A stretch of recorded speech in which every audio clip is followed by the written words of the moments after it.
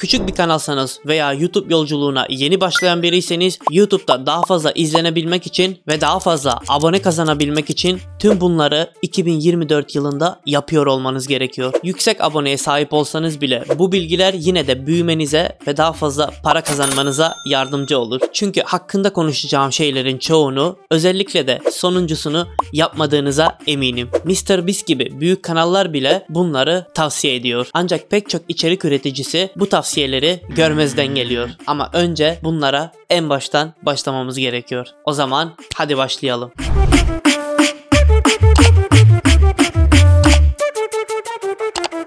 Birinci kural: videolarınızı kimlerin izlediğini ve başka nelerle ilgilendiklerini bilmeniz gerekiyor. Peki neden diye sorduğunuzu duyar gibiyim. Bunun nedeni hedef kitlenizi bilmek, her gün birkaç kuruş kazanmaktan her ay ciddi miktarda para kazanan bir kanala dönüştürebilir. Gördüğünüz sayılar, izlenmeler, beğenmeler, bunların hepsi bir insan. Ve bu sayılardan daha fazlasını elde etmek için insanları neyin harekete geçirdiğini bulmanız gerekiyor. YouTube'da artık herkes topluluk sekmesine erişebiliyor. Topluluk sekmesinde oylama anketleri yapabilirsiniz. Onlara nelerle ilgilendiklerini, neleri takip ettiklerini ve beğenilerini, nelerden hoşlandıklarını sorabilirsiniz. Ve bu şekilde aldığınız geri dönüşlere göre siz de kanalınızda hareket edebilirsiniz. İzleyicilerinizle etkileşime geçerek onların kim olduğunu daha net bir şekilde tanıyabilirsiniz. Sizlerin kimi takip ettiğini daha net bir şekilde tanıyabilirsiniz ve bu şekilde daha güzel içerikler, daha fazla hedef kitleye oynayan içerikler üretebilirsiniz. Eğer toplulukta neleri paylaşacağım, nasıl anketler oluşturacağım diye kafanızda herhangi bir şey uyanmadıysa sorun değil. Bunları başka kanallardan bakarak ödünç alabilirsiniz. Onlardan ilham alabilirsiniz ve bu şekilde topluluk sekmesinde izleyicilerinizle etkileşime geçebilirsiniz. Size gelen bütün yorumları değerlendirin. Yorumlar üzerinden neler yapabilirim, izleyicilerim benden neler istiyor, nasıl bir şey istiyor diye yorumları kontrol edin ve bunlara göre bazı içerikler belirleyin. Önemli olan bir de nişinizi belirlemek. Sizin iyi olduğunuz alanda video çekmeye başladığınızda önemli olan noktalardan biri bizim izleyicilerimiz neleri izlemekten hoşlanıyor, izleyicilerimizi neler harekete geçiriyor. Bunu anladığımızda, bunu bulduğumuzda artık daha fazla içerik üretmeye başlayabiliyoruz ve daha fazla izlenmeler alıyoruz, daha fazla abone, daha fazla beğeni ve bu bizi daha da fazla teşvik ediyor. Daha da video çekmek istiyoruz, daha da üretmek istiyoruz. Önemli olan izleyicilerimizi ne harekete geçiriyor, bunu bulmak. Bunu bir kez anladığımızda olay bitmiştir. Şöyle bir örnek vermek gerekirse de insanlar bazı şeyleri çok severler ve bazı şeylerden de nefret ederler. Örnek, biri bir futbol takımı tutuyordur. Örnek Beşiktaş'ı tutuyor ve Beşiktaş dışındaki diğer takımları sevmiyor. Onlardan nefret ediyor. Belirlediği bir yeri var. Onun ilgisini o çekiyor. O takım onu harekete geçiriyor. Hislerini harekete geçiriyor. Biz de bunu bulmalıyız aslında. Bizim kanalımızı izleyen insanların neyi harekete geçirdiğini öğrendiğimizde ona göre içerik üretirsek bu şekilde geri dönüşümüz daha etkili olur. Dediğim gibi izleyicilerinizi iyi anlamalısınız. Onların hoşlandığı şeyleri, onların izlemek istediği, onların ilgisini çektiği içerikleri bulmanız gerekiyor ve buna göre içerikler üretmeniz gerekiyor. Aslında bunun en etkili yolu izleyicilerinizle derin ve yakın bir bağ kurmalısınız. Onlarla beraber içerik üretmeli, onların ne istediklerini, neler istemediklerini, nelerden hoşlanmadıklarını bulmak ve buna göre içerikler üretmeniz gerekiyor. Ve bu şekilde kanalınız gerçekten hızlı bir şekilde büyümeye başlayacaktır. Ancak tüm bunları yapabilmek için izleyicinin dikkatini çekmelisiniz. Ve bunu da thumbnail'larla, yani küçük resimler aracılığıyla yapacaksınız. Adım 2, daha fazla küçük resim üretin. Bu yıldan itibaren video başına en az 2, ideal olarak zamanınız varsa 3 tane küçük resim yapmak isteyeceksiniz. Şimdi bana yine sorunuz şu olacaktır: neden? Bu yıl YouTube nihayet şunu başardı. Test et ve karşılaştır. Küçük resim test aracını yayınladı. Bu özellik şu şekilde çalışıyor. Örnek, bir tane video yayınlıyorsunuz ve normalde bir tane kapak resmi koyabiliyorsunuz. Bu özellik sizlere açıldığında bu özellikle beraber aynı videoya 3 tane kapak resmi koyabilirsiniz. Siz bu 3 tane farklı kapak resmini koyduğunuzda videonuz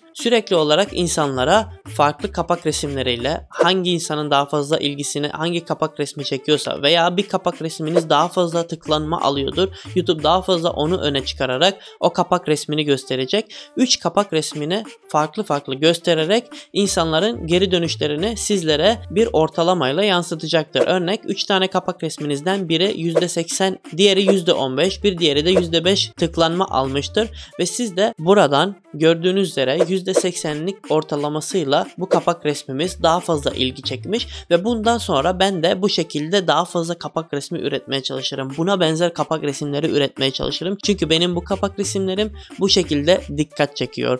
Bu sizin için yardımcı olacak, bizler için, YouTuber'lar için yardımcı olacak çok güzel bir özellik ve bu özellik hala her YouTuber'a açılmış değil, büyük kanallara açılmış durumda. Umarım yakında bizlere de açılır ve biz bunu daha etkili bir şekilde kullanabiliriz. Bazılarınız küçük resim oluşturmakta zorlanabiliyordur ve artık bundan sonra 3 tane küçük resim mi oluşturacağız diye dediğinizi duyabiliyorum. O halde beni iyi dinleyin. Küçük resim oluşturma sürecini daha da hızlandırabilecek önemli tavsiyeler vereceğim. Şimdi bu küçük 3 tane resmi nasıl yapabileceğimize geçelim. Küçük resmin asıl görevi nedir? Bunu duymak belki sizi şaşırtacaktır ama küçük resimler tıklama kazanmak için değil, küçük resmin asıl görevi dikkat çekmektir. Küçük resim kaydırmayı durdurmalıdır. İnsanlara durdurup resminize, videonuza bakmasını sağlamalıdır. Birçok insan bunu yanlış anlıyor. Küçük resimlerine abartılı şeyler koyuyorlar ama aslında küçük resim tasarlamak sanıldığından da daha basit. Kırmızı bir ok içeren bir küçük resim örneği. Yalnızca izleyicinin dikkatini çekmek için bu ok oradadır. Çok da süslü bir şekilde süslü bir küçük resim olmasına gerek yok.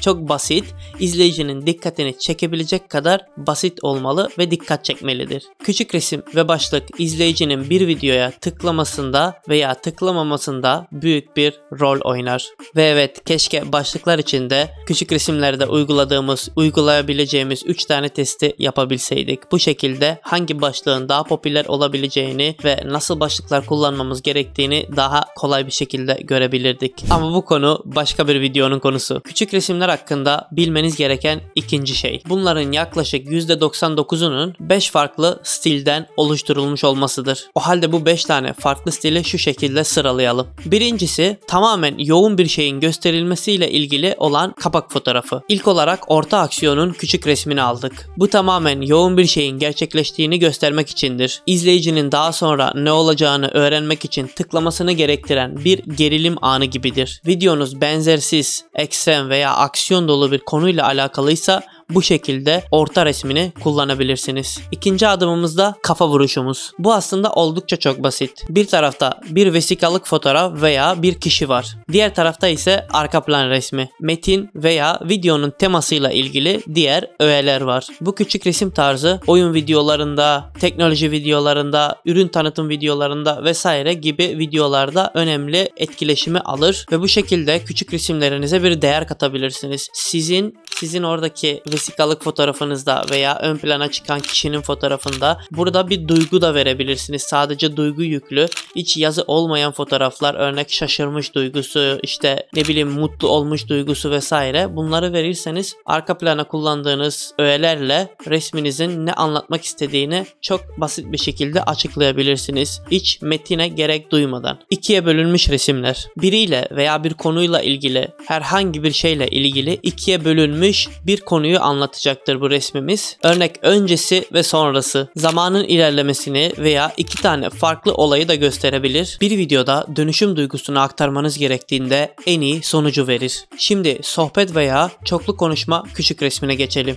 Bu konuşan kişileri tek bir resimde barındırmanız gerektiğini gösterir. Bu genelde podcastler, röportajlar ve kanal işbirlikleri için kullanılır ve son ama en önemlisi olan tek görselin küçük resmine sahibiz. Bu küçük resim odak noktası olarak yalnızca bir görseli kullanır ve genellikle daha fazla bilgi sağlamak için ek öğelerle birlikte kullanır. Orta aksiyon küçük resminden farklıdır. Çünkü görüntü daha az abartılı olabilir. Bu aksiyon dolu olmayabilir, lakin görüntü ve odağı tek bir yere çekmek için görsel ve ilgi çekici olarak odağı tam da ürüne çekmek için kullanılan çok etkili bir yöntemdir. Artık bu küçük resim yöntemlerini bildiğimize göre ile ve YouTube'un yeni test et ve karşılaştır özelliği sayesinde aynı video üzerinde farklı küçük resimler deneyerek hedef kitlenizin hangilerine daha fazla tıkladığını görebilirsiniz. Ve unutmayın, burada yapmak istediğiniz şey hedef kitleniz hakkında mümkün oldukça daha fazla çok şey bilmektir ve böylece onlara mümkün olan en iyi şekilde hizmet vermektir. Şimdi de oturup kendi tarz ve kurallarınızı oluşturmanın zamanı geldi. Kimse taklitçi olarak bilinmek istemez. MrBeast, Onur Naci, Barış Özcan gibi isimler sadece başkalarını kopyalayarak başarılı olmadılar. Sorun şu ki net bir yönelmeniz olmadığında doğal olarak herkesin yaptığını taklit etmeye başlıyorsunuz. Bunun için YouTube'da içeriğinizin nasıl benzersiz olacağı ile ilgili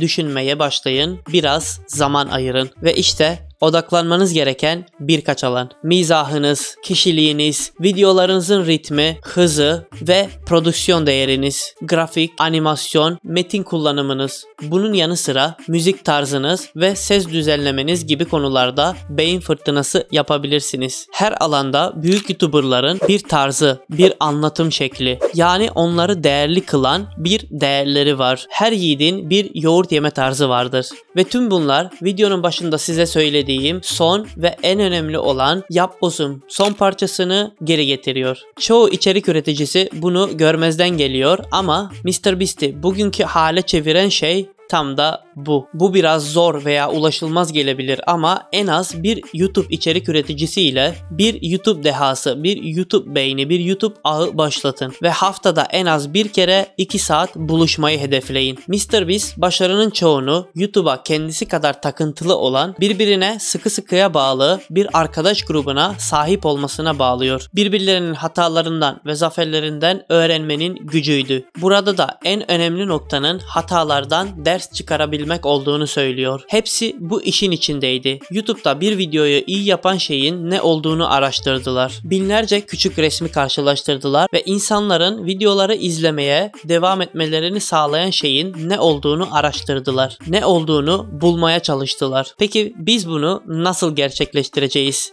Çünkü biz bir MrBeast değiliz ve aynı ağa ve bağlantılara da sahip değiliz. Unutmamamız gereken bir şey var. Her şey tek kişiyle başlar ve zamanla büyük bir ağa döner. Bunun da bir sürü örneği var elbette. Küçük başlayın, konunuzu bulun ve organik bir şekilde büyümeye başlayın. Ve en sonunda da buradaki videoya göz atmak isteyebilirsiniz. Bugünkü anlatacaklarım bu kadardı. Umarım sizlere yardımcı olabilmişimdir. Bu ve bu tarz içerikler için kanalımı ziyaret edebilirsiniz. Bir sonraki içerikte görüşmek üzere. Hoşça kalın.